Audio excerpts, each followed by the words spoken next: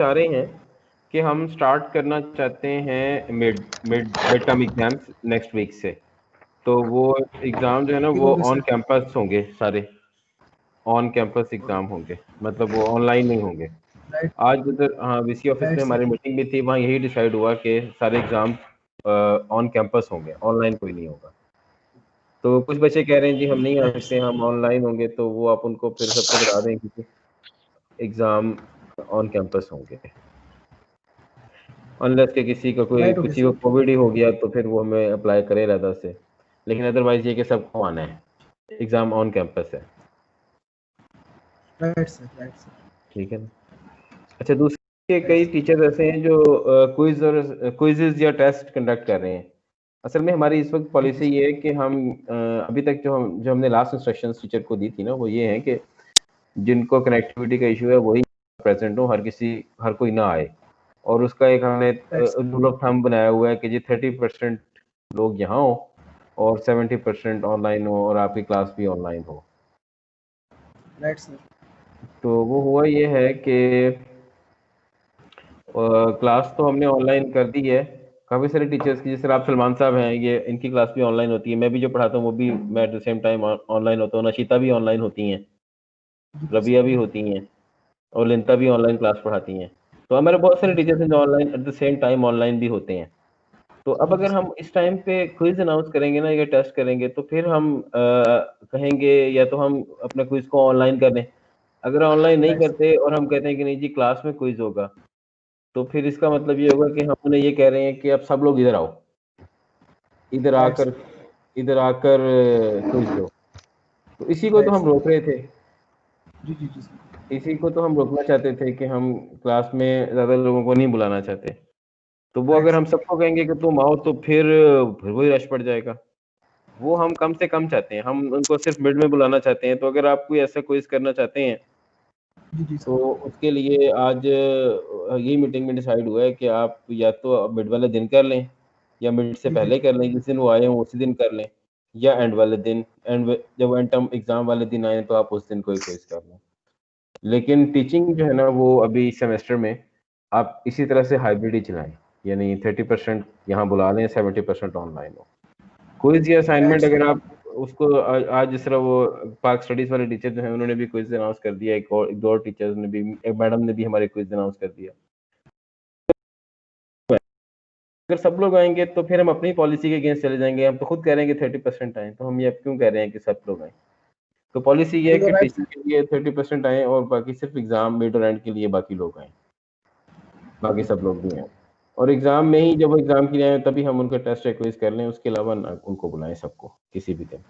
बिल्कुल ठीक हो गया सर। केसेस भी बढ़ते जा रहे हैं। जी और तीसरी चीज़ है आज की मीटिंग की जी जी सर। तीसरी चीज़ है यूट्यूब चैनल। वो काफ़ी सारे लोगों ने हमारे कहने पे, हमारी रिक्वेस्ट पर काफ़ी सारे टीचर्स ने यूट्यूब चैनल बना तो लिया है, लेकिन ये कि वो उसमें ना जो स्टफ है वो ऐसा हो कि वो टू स्टूडेंट्स सेटिस्फेक्शन होना चाहिए। मतलब ऐसा स्टफ हो जिससे स्टूडेंट सेटिस्फाई हो। कुछ बच्चे ऐसे हैं जिन्होंने बिल्कुल ठीक है सर। एक दो कुछ टीचर्स ऐसे हैं जिन्होंने एक दो वीडियोस रख दी हैं। कुछ टीचर्स ऐसे मैंने देखे हैं जिनकी दो दो तीन तीन मिनट की वीडियोस हैं, वो आगे चले ही नहीं। जिस तरह सलमान साहब है ना, सलमान साहब की तो काफ़ी सारी, आपकी तो काफ़ी सारी वीडियोस है ना, जी जी सलमान रजा साहब की काफ़ी सारी वीडियोस हैं, आपके तो सब्सक्राइबर्स भी काफ़ी ज़्यादा हैं। जी जी सर। और मैंने आपको देखा है सलमान रजा साहब को, सलमान रजा साहब ने मेरा ख्याल है सबसे अच्छा मेंटेन किया हुआ है अपना यूट्यूब चैनल। इनकी वो है प्लेलिस्ट बनी हुई है, इनके चैनल के ऊपर प्लेलिस्ट बनी हुई है जो सब्जेक्ट पढ़ा रहे हैं। मैंने देखी थी, आपकी बनी हुई है ना सलमान साहब? जी जी सर, ये आपने गाइड फरमाया था, मैंने आपको फॉलो हाँ, करके फिर मैंने ली लिस्ट बहुत वगैरह अच्छा, बना बहुत ली। मुझे बड़ी खुशी हुई। सलमान साहब के चैनल के ऊपर प्लेलिस्ट बनी हुई है, हर सब्जेक्ट की एक प्लेलिस्ट है। और पता नहीं किसकी बनी है, नशिता आपकी आपकी बनी हुई है प्लेलिस्ट? जी सर, मेरी भी बनी हुई है, प्लेलिस्ट बनी हुई है। जबरदस्त। अच्छा, प्लेलिस्ट बहुत अच्छी चीज़ है। प्लेलिस्ट का आप लिंक शेयर कर दें अगर स्टूडेंट्स को, तो जी स्टूडेंट सिर्फ सर। अपनी जो उनका कोर्स है बस वो उसी की वीडियोस तक लिमिटेड रहते हैं। अगर आप उनको कहें जी मेरा चैनल विजिट करो तो वहाँ तो बहुत सारी वीडियोस होंगी, तो वो जी कंफ्यूज सर। हो जाएंगे कि जी ये पता नहीं हमारे कोर्स की है या ये किसी और कोर्स की ना हो। जी सर, तो सर जिस नशिता ने तरह भी से मैंने देखा है। ऑनलाइन लैब होती है, मतलब लैब 6 जी है, जी लैब 7 है, तो मैं जी उसका जी। लिंक सेंड कर देती हूँ, मतलब स्पेसिफिक हाँ वीडियो अच्छा, जो। लैब ठीक की हो होती गया। है। मैं पता क्या करता हूँ, मैं जो भी नई क्लास पढ़ाता हूँ ना या नई लैब कराता हूँ, मैं उसको ऐड करता हूँ अपनी प्लेलिस्ट में, ऐड टू प्लेलिस्ट करता हूँ। जी सर। और फिर मैंने प्लेलिस्ट के अंदर अरेंजमेंट इस तरह रखी हुई है कि जो लेटेस्ट मैंने प्लेलिस्ट में ऐड किया वो सबसे ऊपर नजर आए, जी सर। और जो सबसे पहले अपलोड की थी वो सबसे नीचे जी नजर सर। आए। मैंने ये वाली सेटिंग की हुई है।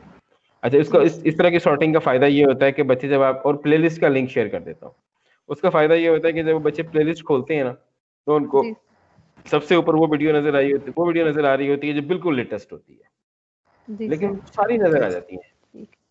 उनके कोर्स से रिलेटेड जी सारी सर। वीडियोस उनको नीचे नजर आ रही होती हैं, और सबसे आखिर में सबसे पहली वीडियो नजर आ रही है।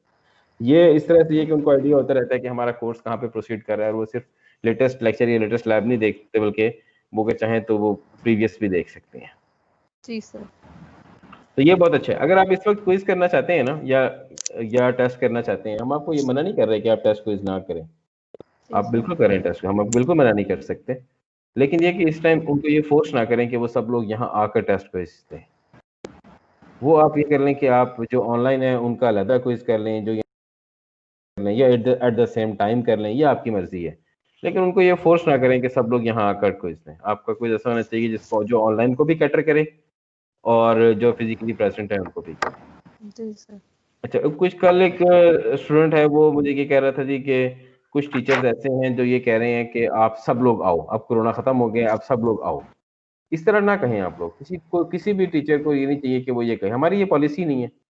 इस वक्त भी हमारी पॉलिसी ये है कि 30% लोग आए और 70% ऑनलाइन हो। हम अपनी पॉलिसी के अगेंस्ट स्टेटमेंट क्यों दें क्लास में, सिर्फ इस वजह से कि जी मैं ऑनलाइन क्लास नहीं पढ़ाना चाहता तो मैं कहूँ कि नहीं सारे लोग आओ, इस तरह ना कहें। ये हमारी पॉलिसी, हमारी सेंट्रलाइज्ड पॉलिसी, जो इंस्टीट्यूट की पॉलिसी, यूनिवर्सिटी की पॉलिसी है, ये उसके अगेंस्ट है।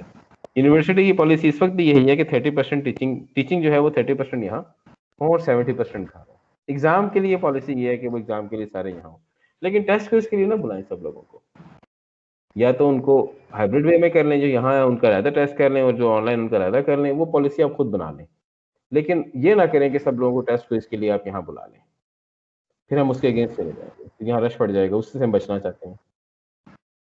जी या फिर ये कि आप उसको एंड वाले दिन तक कर लें, यानी एंड जिस तरह एंड टर्म एग्जाम हो या मिड टर्म एग्जाम हो, उस दिन आप एक क्विज भी कर लें। यूईटी में इस तरह ही होता था, मुझे याद है यूईटी में एमएससी में अक्सर ऐसा ही होता था कि जिस दिन एंड टर्म एग्जाम देने जाते थे उसी दिन एक क्विज भी हो जाता था, सेशनल का एक क्विज उस दिन हो जाता था।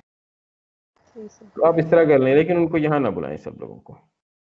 और टेस्ट क्विज आप उसमें दोनों को कैटर फॉर करें, ऐसे कोई टेस्ट क्विज रखें कि दोनों का उसमें ख्याल रखा जाए, जो प्रेजेंट है उनका भी और जो ऑनलाइन है उनका भी।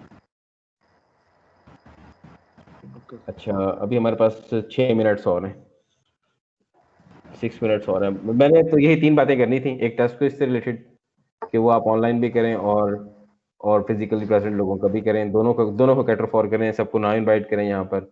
दूसरी मैंने ये बात करनी थी कि एग्जाम मिड टर्म और एंड टर्म उनके लिए पॉलिसी ये बन गई है कि वो यहीं पर होंगे और उस दिन सब लोग आएंगे, अगर चाहें तो उस दिन आप टेस्ट क्विज कर सकते हैं। और थर्ड बात मैंने ये करनी थी कि अपने यूट्यूब चैनल को आप रेगुलरली अपडेट करते रहें टू स्टूडेंट सेटिस्फैक्शन, कि स्टूडेंट्स ही सेटिस्फाइड हो कि आप ठीक है, आप सही मटेरियल। शिराज बाबर साहब को मैंने देखा है, ये इनकी 7-8 लैब्स जो इन्होंने कराई है ना, वो वहाँ पर हैं, इनके चैनल पर हैं। अच्छा, चौथी एक और बात मुझे याद आ गई कि जो हम कोर्स कवर करते हैं ना, उसमें ये है कि हम कोर्स का जो प्लान बनाए 16 वीक्स का, वो ऐसा होना चाहिए कि उसमें इवनली सारा स्टफ जो हमने पढ़ाना है वो डिस्ट्रीब्यूटेड हो। एक दो मैंने लेसन प्लान ऐसे देखे हैं जिनमें शुरू में बहुत स्लो प्रोग्रेस दिखाई गई है और आखिर के 3-4 वीक्स में सारा सिलेबस जो बाकी का था, यानी आप जो समझ लें कि 70% सिलेबस आखिरी 3-4 वीक्स में रख दिया गया है। वो ऐसा पॉसिबल होता ही नहीं है, आखिरी 3-4 वीक्स में 70% सिलेबस पढ़ा ही नहीं सकते आप। तो आपको शुरू से इवनली डिस्ट्रीब्यूट करना है सारे स्टफ, जो आपने पढ़ाना है, जो कोर्स आउटलाइन है, उसको इवनली डिस्ट्रीब्यूट करना है, उसको एंड पे नहीं लेके जाना। ये इन स्टूडेंट्स का राइट होता है कि हम इनको अच्छा पढ़ा देंगे। अगर हम इनको अच्छा पढ़ा देंगे और इनको कोर्स आउटलाइन सारी कवर करवा देंगे तो ये कल हमें अच्छे लफ्जों में याद करेंगे। अगर हम ऐसा नहीं करेंगे तो कल जब ये किसी कंपटीशन में सिर्फ इस वजह से सक्सेसफुल नहीं हो सकेंगे कि इन्होंने फुल कोर्स आउटलाइन कवर नहीं की होगी कोर्सेज में, तो ये हमें बुरा भला कहेंगे कि हमारे टीचर्स ने हमारे साथ अच्छा नहीं किया। हम भी ऐसे ही करते हैं, जब हम स्टूडेंट थे तो हम उन टीचर्स को बुरा कहते थे जो हमें ज्यादा पढ़ाते थे, कोर्स आउटलाइन कवर करने की कोशिश करते थे। लेकिन अब हम डिफरेंट तरीके से सोचते हैं, हम समझते हैं कि वो टीचर्स जो हमें जबरदस्ती करके सारा कोर्स पढ़ा देते थे वो हमारे साथ ज़्यादा अच्छे थे क्योंकि उनकी वजह से हमें अपने करियर में फ़ायदा हुआ है।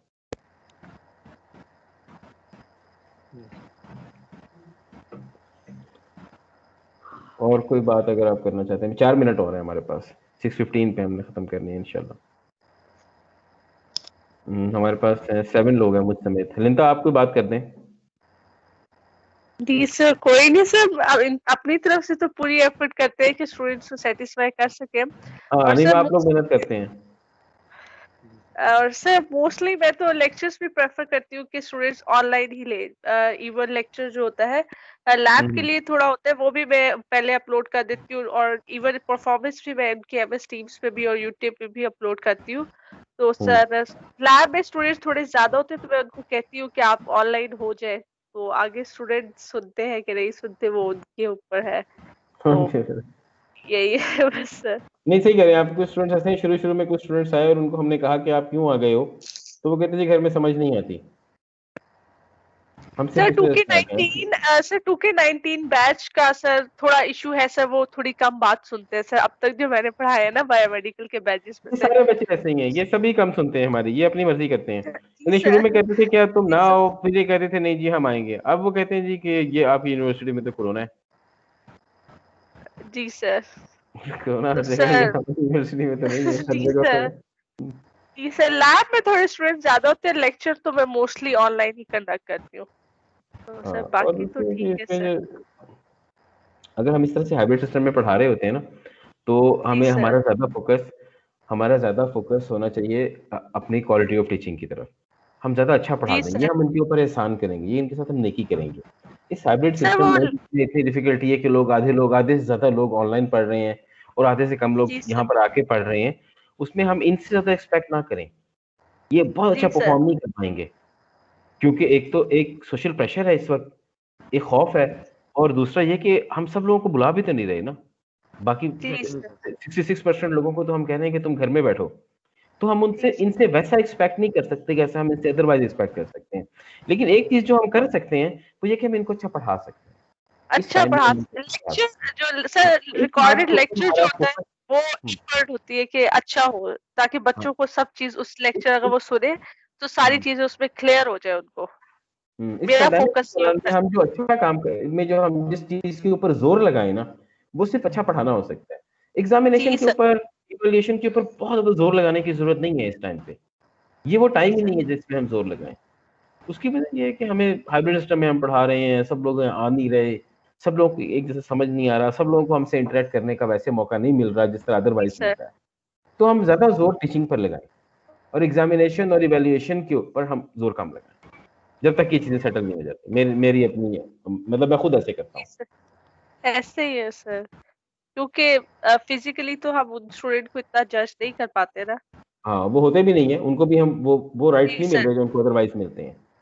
तो इसलिए जी सर। बेहतर ये है कि हम अपनी टीचिंग को ज़्यादा फ़ोकस करें। टीचिंग के ऊपर फोकस करें। जी सर। एग्ज़ामिनेशन और उसके ऊपर हम थोड़ा लीनिएंट रहें। जी सर। एग्ज़ामिनेशन पे, इवैल्यूएशन पे।